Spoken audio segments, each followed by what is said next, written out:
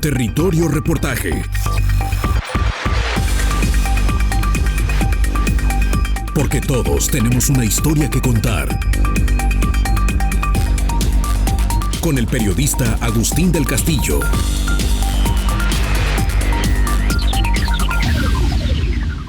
Si bien es el norte del país, en los amplios desiertos de Chihuahua y Sonora, donde se registran históricamente las más bajas precipitaciones, este año 2023 que pasó presentó novedades respecto al impacto de la sequía que obligan a mirar más hacia el centro del país. Si se observan los mapas del Monitor de Sequía de América del Norte o el de México, ambos disponibles en la página de la Comisión Nacional del Agua, son municipios de Jalisco, Guanajuato, Aguascalientes, Zacatecas, San Luis Potosí, sur de Durango y de Coahuila, donde se concentra el área con sequía de alta severidad.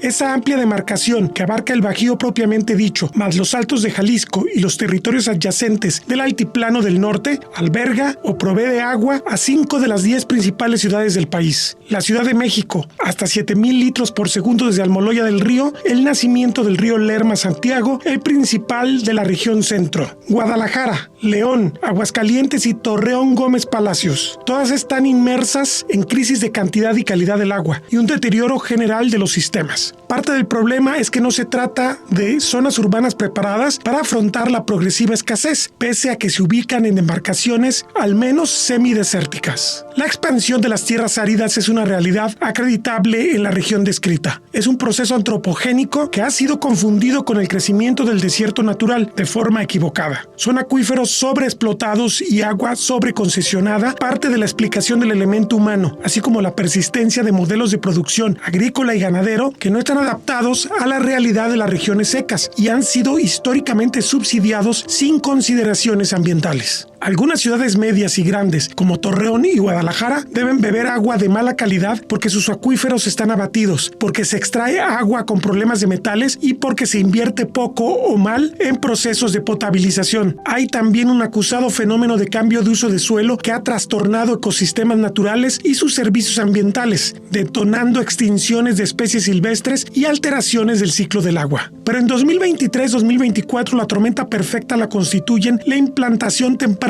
de un El Niño Oscilación Sur, la variable climática más influyente de la historia de las Américas tras 3 años de La Niña. La frecuencia de fenómenos El Niño-La Niña, que se diferencian por contraste. El Niño es el calentamiento de las aguas superficiales del Océano Pacífico tropical. La Niña es el enfriamiento. Se ha incrementado a menos de 7 años desde el año 1990. Antes del siglo XX, los registros se presentaban con décadas de diferencia. Algo sucede con el ENOS, pero al sumar esto al cambio climático, hay un conjunto de elementos naturales con enorme huella sobre la región, que no está preparada para estas frecuencias tan continuas de sequías o su anverso, las lluvias extremas y desastrosas. Seguimos en conversación con el presidente del Consejo de Cuenca, Lerma Chapala, el también director del Sistema de Agua de Celaya, Roberto Castañeda Tejeda, sobre el modo en que los actores económicos y sociales deberán adaptarse a una realidad de escasez. El Distrito 011 particularmente, que entró en este diálogo, estará dispuesto no solamente a,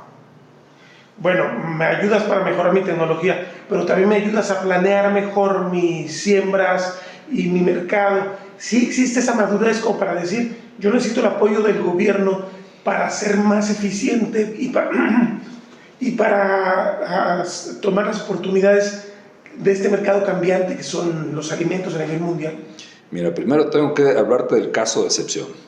Existen una serie de empresarios agroalimentarios muy visionarios, muy productivos, muy rentables, que exportan a todo el mundo. Entonces, bueno, pues ellos sin duda se cuecen aparte porque traen una visión muy importante.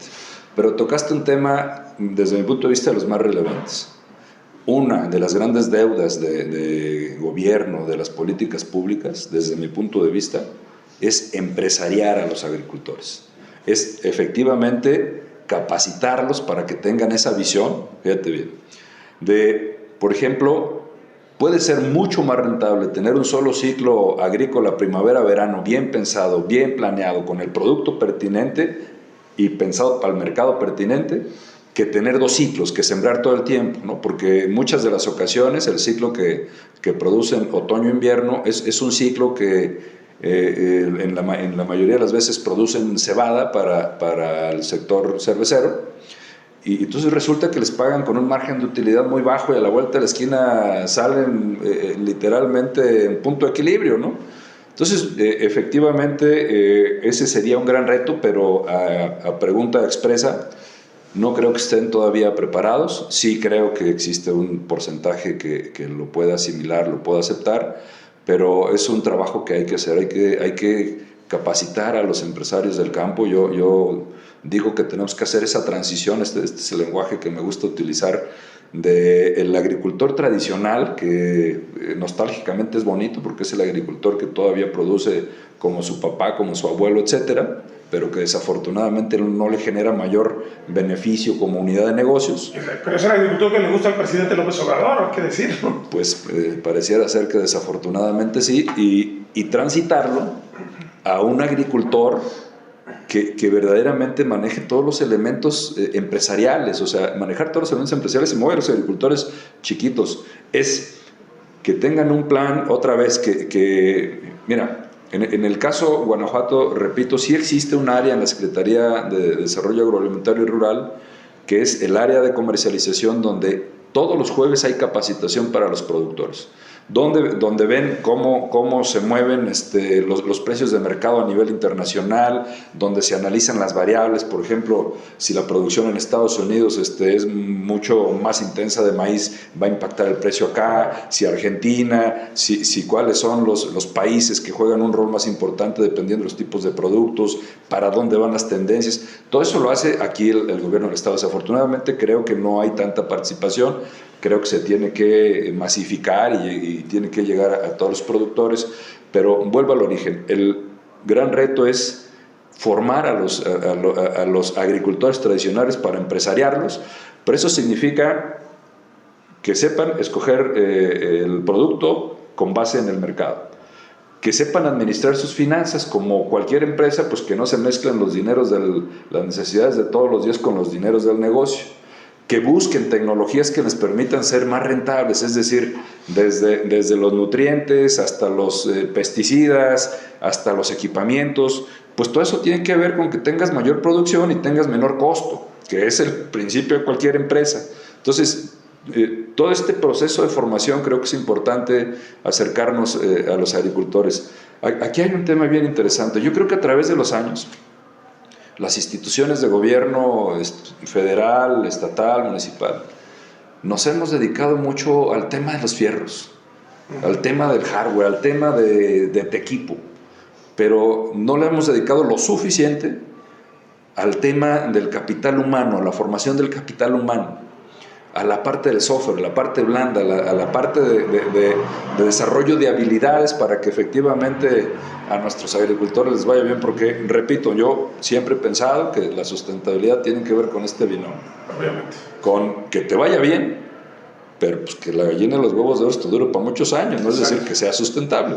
Pero ¿cómo le puedes pedir a un agricultor que sea sustentable, que use menos agua, que cuide la tierra, la calidad del suelo? Pues si difícilmente está sacando para que la familia coma, ¿no? Entonces, ahí es donde tenemos que trabajarla, y la parte educativa sin duda es uno de los pilares. Ahora, hablabas tú al principio de la importancia de que nos ajustemos a lo que nos da el volumen de agua que hay. Y las ciudades en general tienen modelos expansivos todavía. Entonces uno se pregunta, ¿no tienen que ajustarse también las ciudades y decir, a ver, puedo crecer hasta tanto con eficiencia, con posibilidades de dar servicios? Porque de repente lo que tenemos en León y en Guadalajara de manera mucho más drástica, porque es más grande, son muchas zonas que no tienen servicios porque no hay capacidad para llevarles el agua, por ejemplo. No hablemos de otros servicios. En general hay un modelo expansivo que quizás es un negocio de corto plazo, pero las ciudades están haciéndose más expandidas, más caras, más difíciles de abastecer. Supongo que tendríamos que tener también una autocrítica fuerte a nivel urbano. La oportunidad de recibir inversiones es importante, pero bien ajustados y no correr el riesgo de decir, vente a invertir aquí, resulta que no te puedo dar los servicios básicos. Pues que mira, yo creo que para los gobiernos municipales o locales, que es tu pregunta, sin duda un gran reto es cómo generas la plataforma de desarrollo. Yo creo que, y la plataforma de desarrollo, pues agua y energía son dos temas fundamentales. Sin duda, creo que todas las ciudades debemos de tener un código de ordenamiento territorial muy responsable en el sentido que hay agua, muy responsable en el sentido de que no se establezcan en zonas de inundación, por ejemplo, ¿no? que suele ser también otro gran tema. Pero sí vemos muchas ciudades que están creciendo en índices increíblemente altos, y quizás en algunos de los casos no están efectivamente cuidando la seguridad, la garantía de los servicios básicos, ¿no? Entonces, claro que se tiene que cuidar, claro que se tiene que prever, y yo te diría, las ciudades deberíamos de tener siempre, sobre todo por ser un uso de primera necesidad, que es el uso humano, las ciudades deberíamos de tener al menos un margen de un 20% de capacidad de abasto de agua en relación a la población. Es decir, otra vez vuelvo al tema de oferta y demanda, ¿no? Entonces, pues si por la población que existe aquí en esta ciudad, por ejemplo en Celaya, requerimos 40 millones de metros cúbicos, yo debería tener al menos capacidad de producir 48 millones para tener este colchón para cualquier crisis, ¿no? Que ya la estamos viendo en algunas ciudades, pues, que han estado, digamos que en el límite entre esta oferta y demanda, y pues con cualquier variable que se les mueve significa ya un impacto a la ciudadanía, o en tandeo, o en dejarlo sin agua durante cierto periodo, etcétera, ¿no? Supongo que la tendencia histórica de esta región, pues una región de algún modo de punta a nivel nacional en términos de inversiones, en términos de modelo económico, va a tender a ser cada vez más urbanizada, y entonces vamos a tener que plantearnos de forma crítica cómo diseñamos y cómo ordenamos las ciudades, ¿no? Sin duda, ¿no? Sin duda. A ver, bien interesante. A ver, yo creo que tenemos que plantearnos otra vez cómo es la convivencia entre los diferentes tipos de uso. Y repito porcentajes porque vale la pena: agrícola 80%, 16% las ciudades, 4% la industria. La industria no le he tocado mucho porque además, como con base en la ley de Conagua son los que verdaderamente pagan cara el agua, son los que más la cuidan. En la industria me preocupa el saneamiento, no el uso. El uso, a razón de que les cuesta, digamos que traen la eficiencia más alta, pero aquí el tema de uso mayor pues, está en la agrícola y en las ciudades. Entonces, en principio, efectivamente, todas las ciudades debemos tener mucho cuidado en nuestro modelo de crecimiento, y que el modelo de crecimiento sea sustentable y que tengamos la capacidad de resolver el abasto de agua ahorita y al futuro.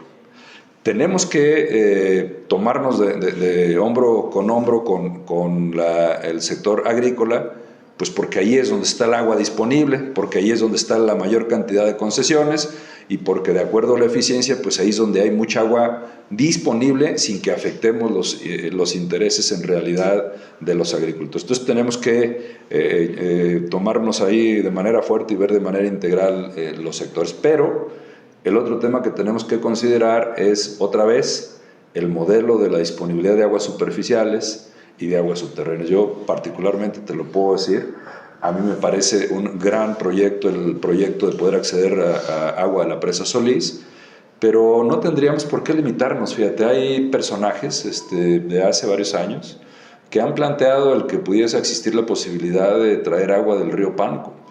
¿Por qué no? Imagínate que pudiésemos disponer de un agua que es de muy buena calidad y que la tenemos aquí a 350 kilómetros, y que te puedas traer un sistema de acueductos donde te traigas 10 metros cúbicos por segundo y los distribuyas por toda la zona industrial, o el famoso corredor de aquí del Bajío, y que pudieras dejarlas en puntos estratégicos.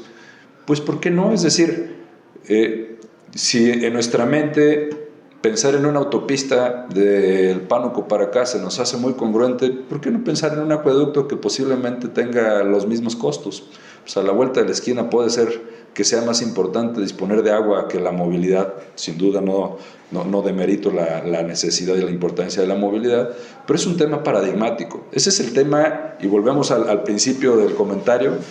Ese es el tema desde mi punto de vista de la falta de gran visión desde arriba, desde quien arropa la visión federal, ¿no? Hay que verlo de esta manera, y este es un ejemplo importante de mi visión de vertebrar el país, y vertebrar el país pues sin fronteras políticas, ¿no? O sea, no es que aquí está Querétaro, aquí Guanajuato y luego Michoacán, y entonces pues cada quien cada quien su pedacito y cada quien su agua. No, hombre, pues vamos viendo dónde hay, dónde se necesita y vamos equilibrando el desarrollo, ¿no? Entonces, aunque quizás la lección del Zapotillo sea que si no se resuelve el tema en las zonas de origen de donde va a traerse el agua, se convierte en un conflicto político tremendo y termina tronando. La inversión que está enterrada en el Zapotillo es gigantesca contra la utilidad que va a dar, va a terminar siendo marginal para todo el dinero que se invirtió ahí. Sin duda, y bueno, pues ahí ves que otra vez, pues creo que se pone el tinte político y para variar un proyecto muy noble, muy sano, pues se desvirtúa y en decisiones de diferentes actores, pues efectivamente millones y millones. Pero lo que me queda claro es que, por ejemplo, el habitante de los Altos de Jalisco a esta altura piensa que era un despojo lo que le iban a hacer a los Altos de Jalisco. Entonces, no hemos logrado construir un relato en el cual estén incluidos ellos también y sean ganadores también, considerando además que Los Altos es una región muy productiva también, aunque más bien en el término de la ganadería. Pero ellos sí sentían, y te digo porque yo cada rato voy a la zona, para ellos es un triunfo haber evitado que el agua se haya movido de Zapotillo a León. Esto significa que se sigue pensando todavía en esos términos, o sea, no hemos logrado construir un relato en el que todos ganemos, pues. Exacto, o sea, seguimos sin tener la visión integral.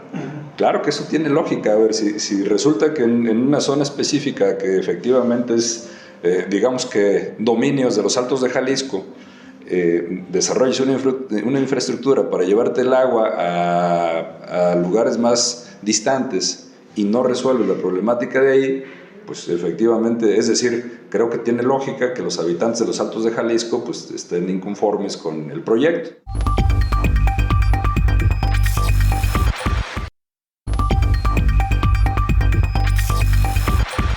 Ahora viajemos a una de las zonas productivas más importantes del Bajío de Guanajuato, el distrito de Riego 011, uno de los mayores del país. El ex líder estatal cenecista Rigoberto Paredes Villagómez, quien hoy encabeza el módulo 02 de Salvatierra, describe el universo, la complejidad y la frustración de que la planeación no sea obedecida por casi 7,000 usuarios. Alrededor de 6,000, 7,000. ¿Por qué te digo ese dato? Porque tenemos muy pulverizado el ejido.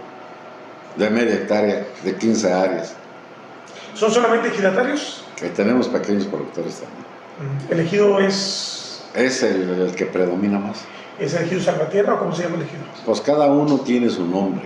Varios ejidos. Estamos constituidos por ejidos y cada uno tiene su nombre.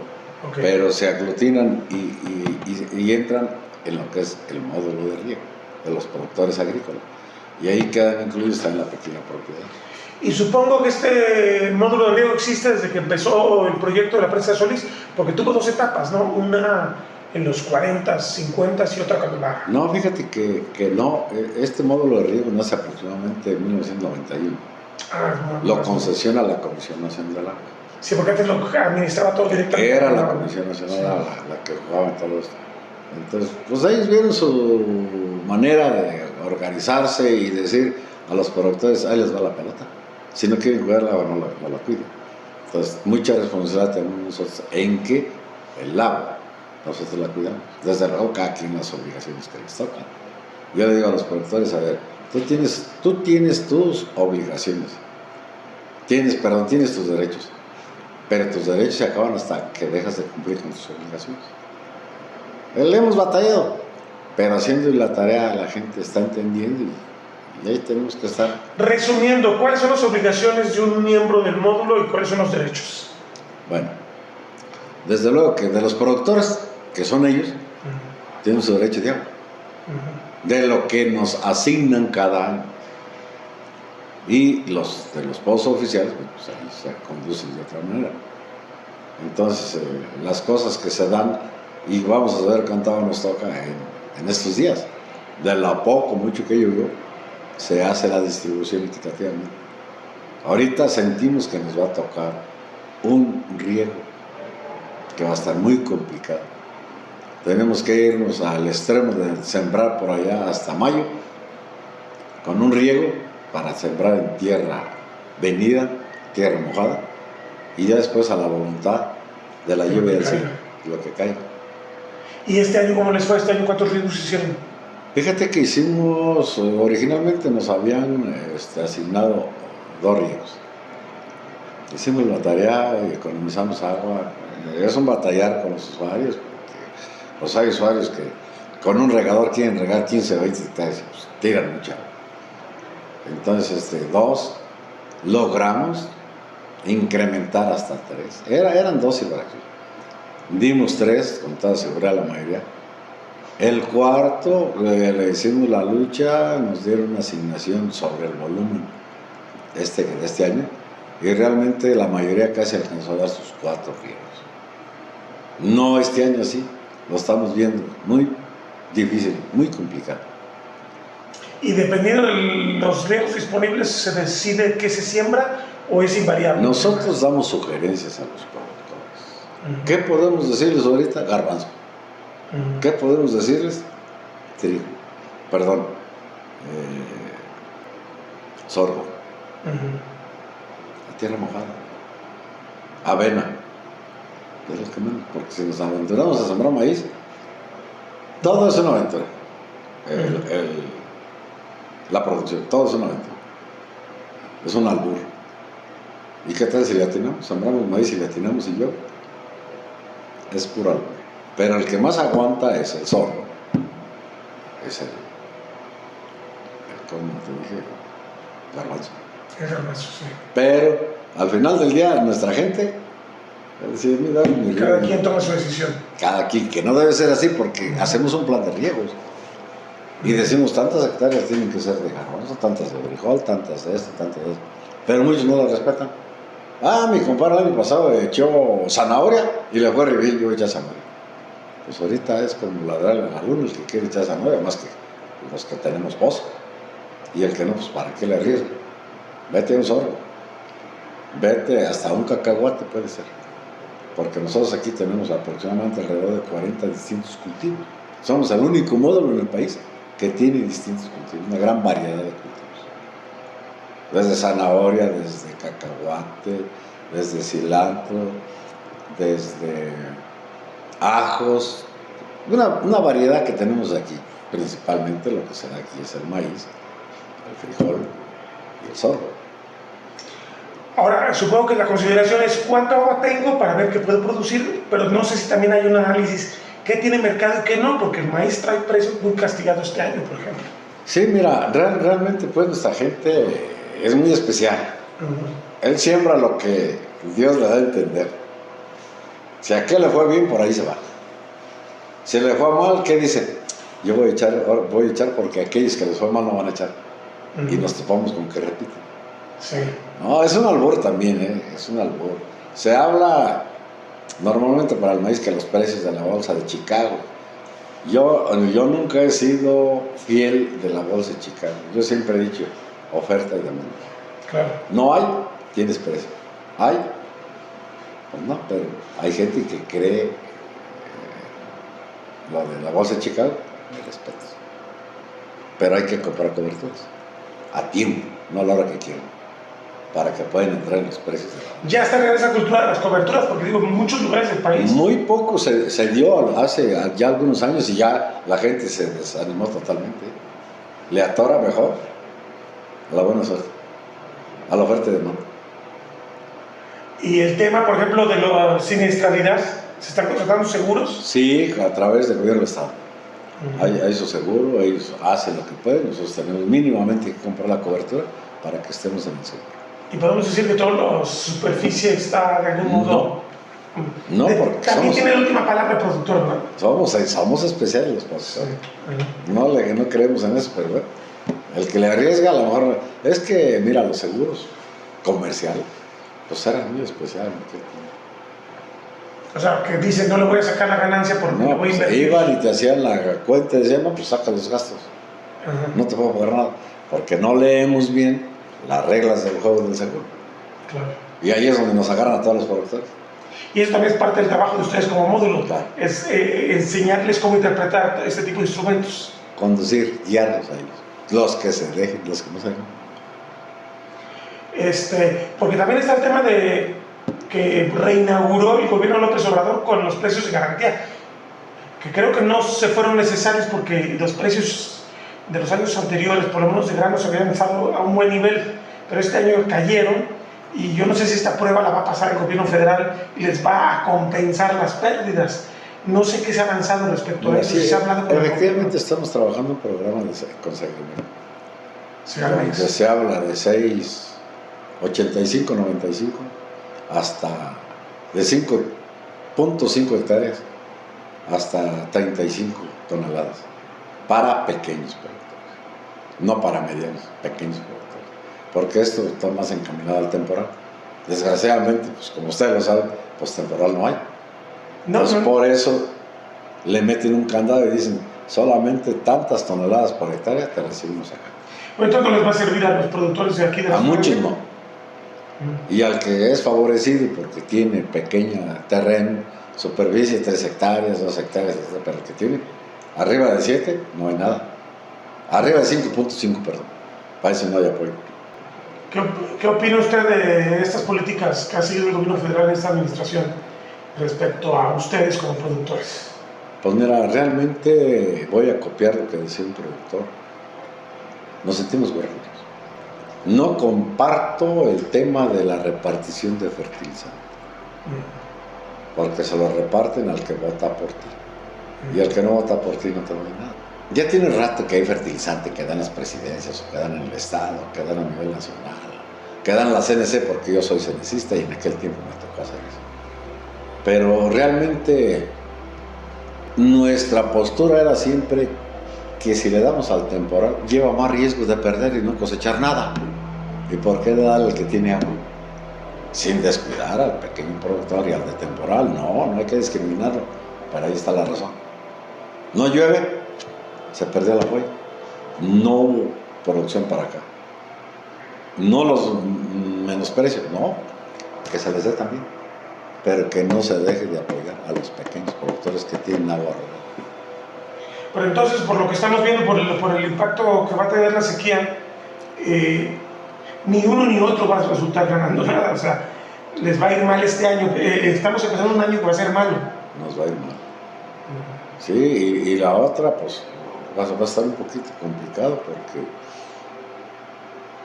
pues, el tema del agua, no llueve, los mantos freáticos bajan el nivel de los pozos. Eso es otro riesgo que estamos llevando y que ya se está palpando aquí en Salvatierra.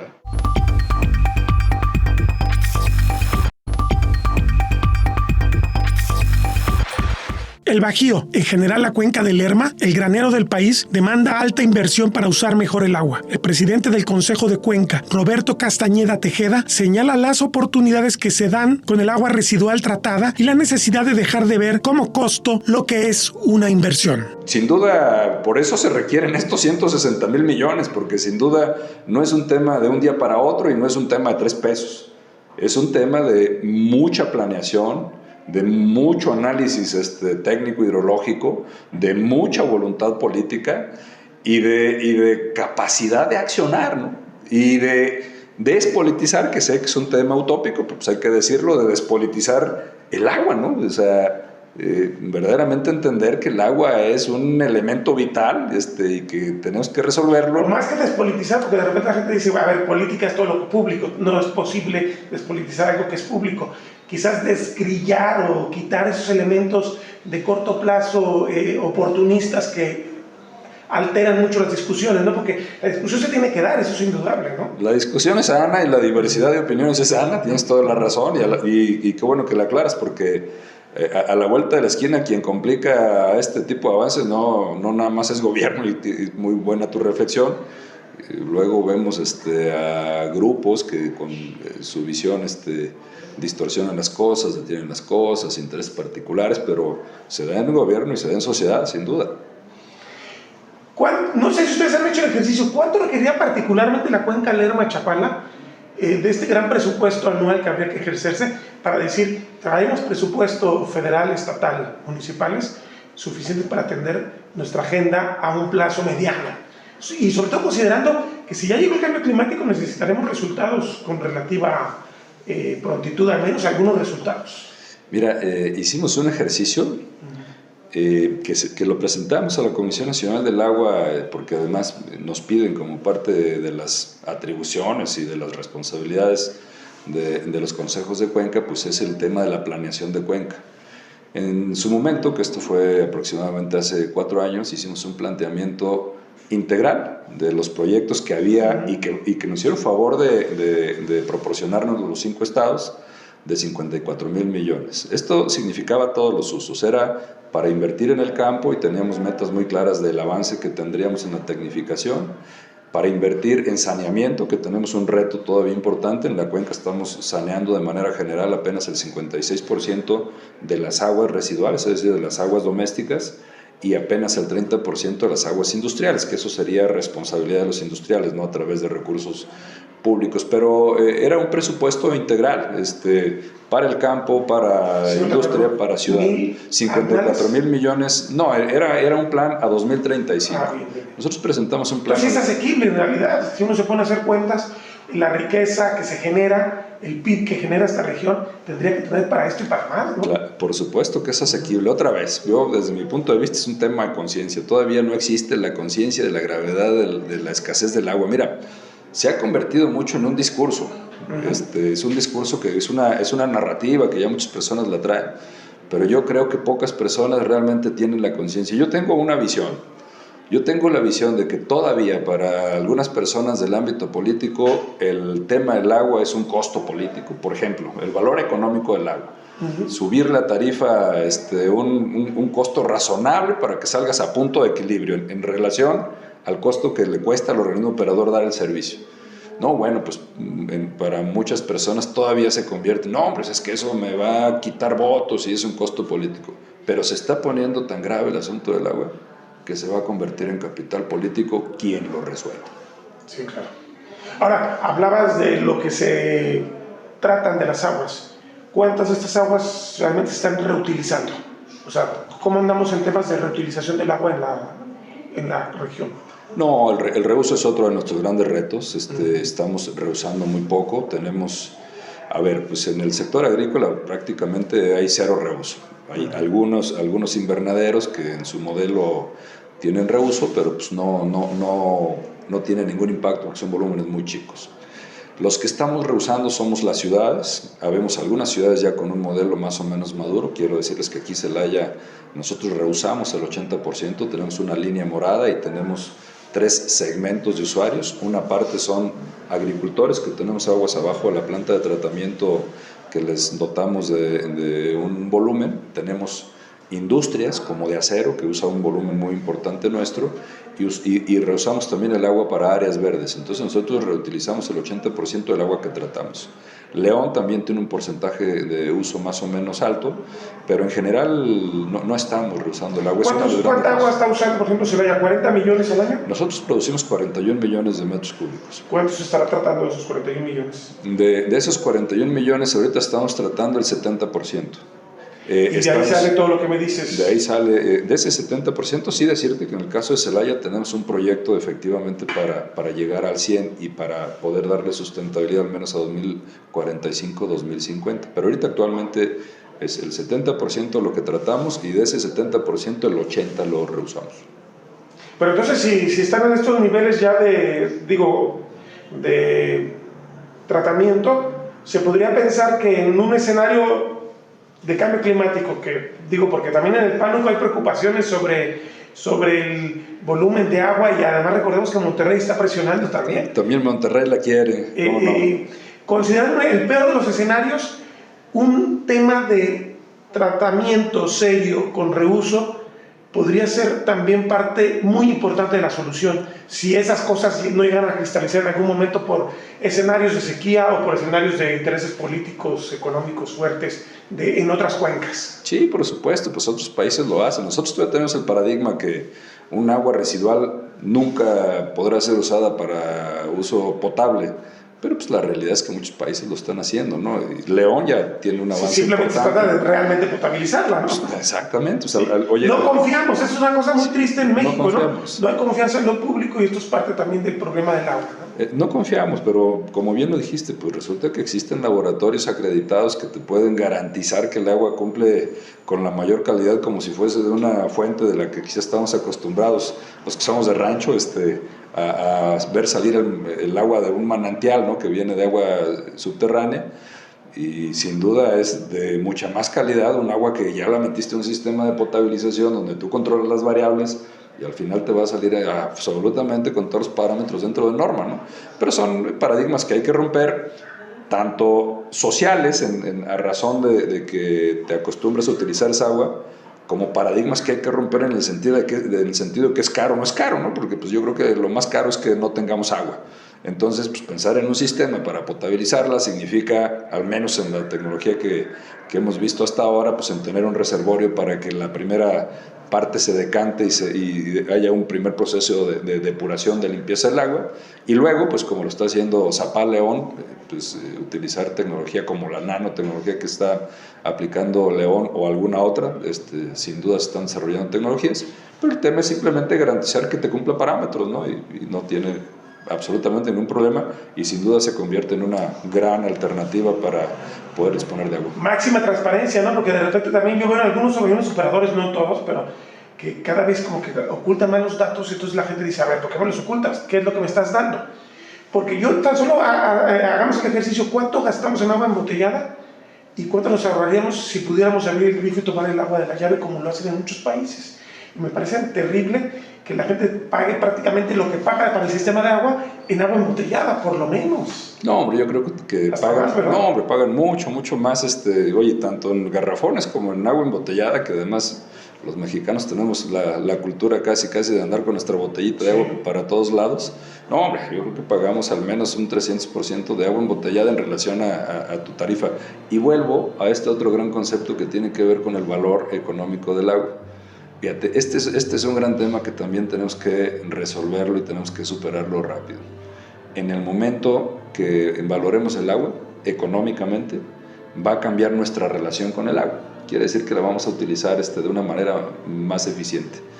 Aquí en la cuenca y en algunos otros lugares me hacen el favor de invitarme a dar pláticas, conferencias. Y cuando tú hablas, por ejemplo, aquí mismo en el Bajío, que sin duda somos una zona crítica a razón de la disponibilidad de agua o de la manera como estamos sobreexplotando el acuífero. Por ejemplo, cuando tengo conferencia con chavos, les digo, a ver, entonces si se acaba el agua, ¿ustedes qué se imaginan? ¿Nos vamos a quedar sin agua? Pues mi visión es que no, a lo mejor lo peor que puede pasar es que nos la vamos a traer desde el mar, pero pues hay que transportarla 1000 kilómetros y hay que subirla, y hay que bombearla a 1600 y hay que desalarla, y entonces pues vas a tener que pagar el metro cúbico a lo que cueste todo eso.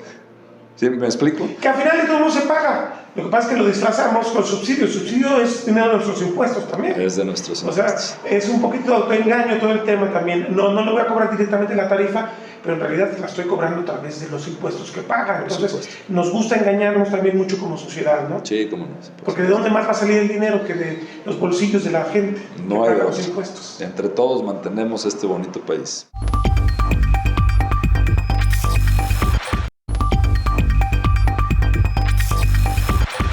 Las instancias oficiales consideran que León tiene otras posibilidades tras el fracaso del proyecto del Zapotillo, pero el investigador de la Universidad de Guanajuato, Daniel Tagle Zamora, cree que no pierden los poderes fácticos e institucionales la esperanza de retomar el proceso ante la no modificación del decreto presidencial que le entregó esa agua a la ciudad del Bajío desde el año 1995. Hay lecciones que no han sido aprendidas, advierte. ¿Cuál es la situación en que se encuentra ahorita y si realmente hay una toma de conciencia tras el fracaso del proyecto del acueducto del Zapotillo?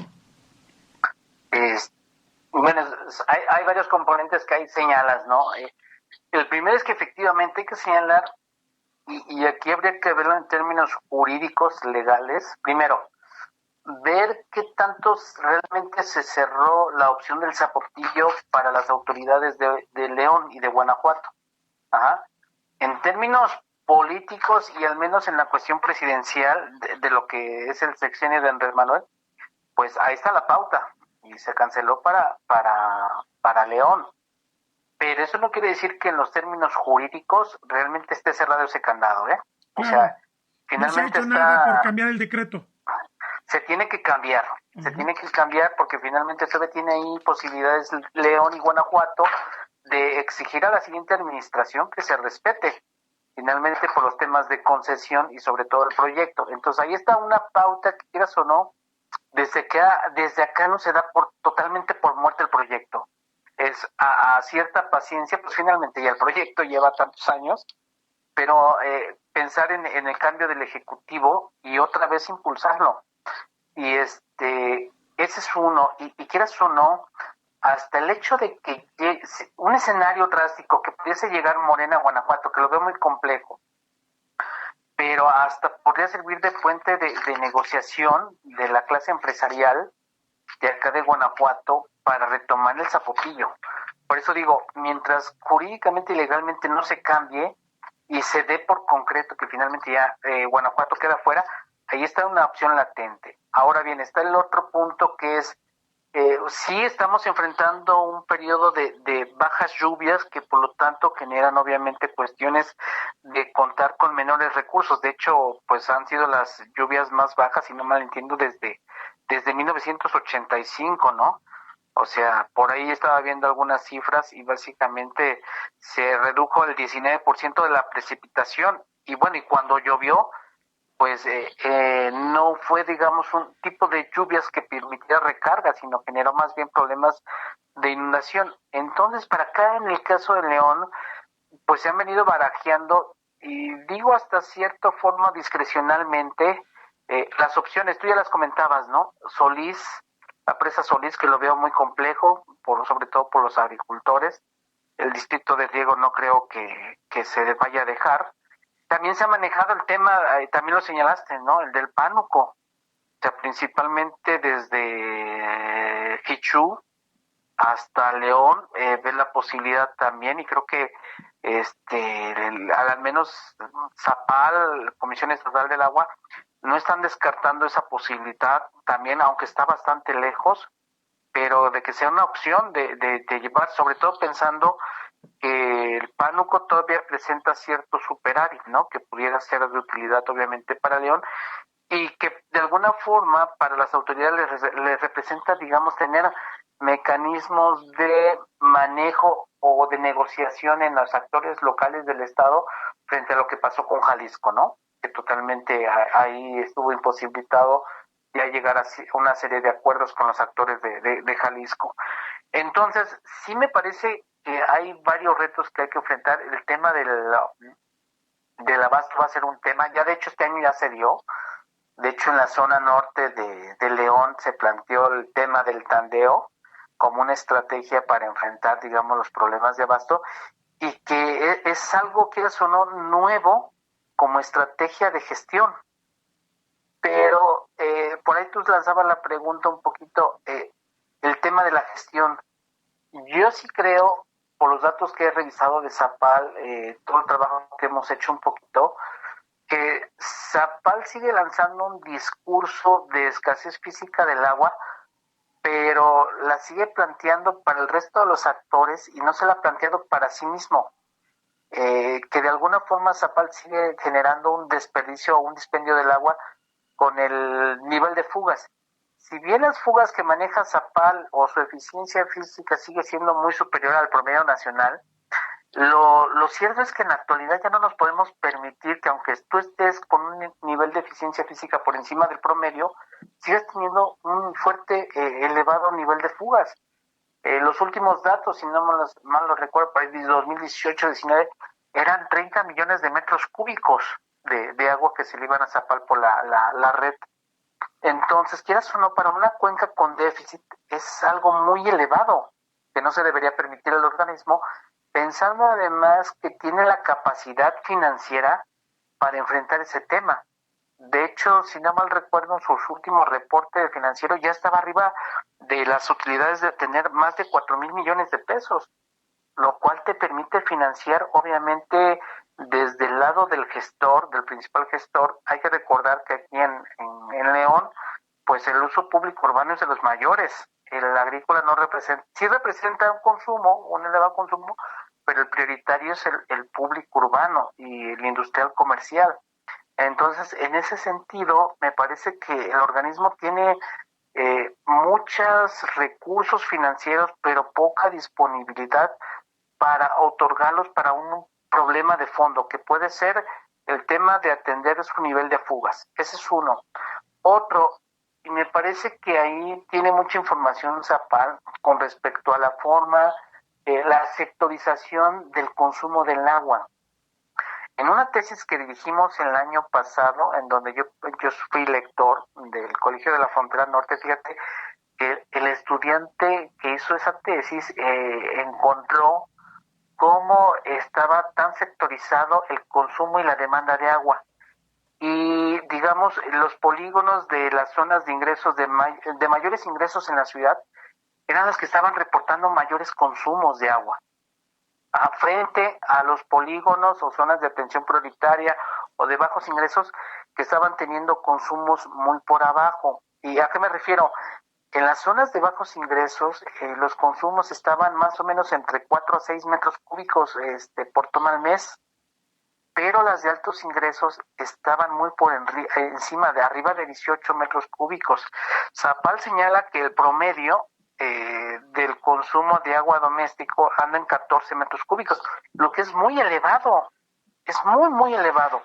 Pero si tú ya lo ves de forma distribuida, de forma sectorial, Zapal tiene un interesante instrumento, y es que podría empezar a generar mecanismos y esquemas de tarifas diferenciadas. Ya ahorita ellos quieren enfrentar más bien con el tema del tandeo, pero si enfrentaran el tema de tarifas diferenciadas, poniendo, digamos, yo sé que de las tarifas de León son de las más elevadas, Sí. Pero ojo, hay consumo para necesidades básicas y hay consumo dentro de los usos domésticos que son suntuarios, riego de jardines, albercas, lo que tú quieras, que están generando que a Zapal se le estén yendo los consumos, sobre todo en épocas de calor, y me parece que ahí Zapal tiene una área de oportunidad muy interesante de reestructurar el esquema tarifario, ya atendiendo por estratificación y por zonas una gestión de la demanda del agua, poniendo tarifas que realmente permitan generar cambios de comportamiento en ese tipo de usuarios. Aquí en la clase media, pero sobre todo en la alta, están consumos arriba de 30 o 40 metros cúbicos. Es muy elevado, y eso le está generando obviamente un tema de presión al organismo, sobre todo en la época de temporadas de calor, que sobre todo ahí se está generando. Ahí podría tener una opción. Y la otra muy importante, Agustín, me parece que Zapal no ha logrado, aprovechando su visión mercantilizadora del agua, me parece que no ha aprovechado bien el tema de comercializar el agua que sanea. Sí. Todavía con cifras que teníamos que ya no han querido sacar, pero todavía en 2018 andaba solo vendiendo 1 millón de metros cúbicos. Zapal trata 50 millones al año. Uh-huh. Imagínate lo que son 50 millones. Los usuarios industrial comercial aquí en León, lo que le hemos dado el seguimiento es que andan consumiendo entre 12 a 13 millones de metros cúbicos al año. Y es el usuario que más le viene generando presión a Zapal, no es ni el poblacional, porque quieras o no, que Zapal señala que le está creciendo la población. Yo lo que encontré es que sí ha crecido, pero no le ha generado presión, la ha sabido controlar con las tarifas, pero no diferenciadas, sino parejas. Sí. Y ahí hay un problema de justicia social. Claro. Debe cobrar de acuerdo a la cuestión socioeconómica y a las posibilidades de cada uno de los usuarios. Y a los consumos, que tiene, ¿no? Herramientas. Como tú decías, y a los consumos. Si consumo mucho, tengo que pagar más. Si consumo lo que es moderado, pues hasta debo premiar al consumidor, ¿no? Y fíjate tarifa. Que eso no existe. O sea, la posibilidad de que te recompense por tener un buen consumo responsable del agua, por llamarlo así, no está considerado en la estructura tarifaria. Yo, por ejemplo, hago captación de agua de lluvia en la vivienda. Eso no está premiado por Zapal ni reconocido por la visión comercializadora que tiene, pero puede empezar a hacer eso. Ahora bien, dentro de los usuarios industrial comercial, te digo, está el vender agua saneada, y realmente vende solo 1 millón, le echa más o menos, creo que son 17 millones a los cauces, que son necesarios, pero y la demás la venden, se la da al uso agrícola para aliviar un poco. Pero me parece que podría comercializar más a los usuarios industriales comerciales para quitarle presión al mismo organismo. ¿Sí me explico? Sí, claro, sí. O sea, quitarle presión al usuario, quitar la presión desde los usos industrial comercial para tener agua para el uso doméstico y además gestionarla con tarifas, una estructura tarifaria que refleje la cuestión de justicia, equidad y también la parte de la sustentabilidad, ¿no? Como señalas. Y este otro tema, dime. No. Simplemente estaba reflexionando que 50 millones de metros cúbicos es un volumen tan grande de agua para las necesidades de León que si tuviera el perfecto modelo de reutilizar, tal vez no estaríamos hablando de una crisis de agua en León. Exactamente. Si tú te das cuenta, le eliminas o reduces, ponle el nivel de fugas, tienes 30 millones que se te fugan. No va a quedar en cero, bájalo a 15 o 10 millones, que queden 15 o 10 millones. Tan solo con reducir ese nivel de fugas de los 30 millones a los 15, tienes para abastecer el uso industrial comercial y te queda agua. Ajá. Sí. Te queda muchísima agua. Ahora, si logras reducir las fugas y lograr comercializar el agua que saneas, entonces tú tienes ya también para proyectos de, tal vez es muy cuestionada la metodología, pero de reinyectar el agua.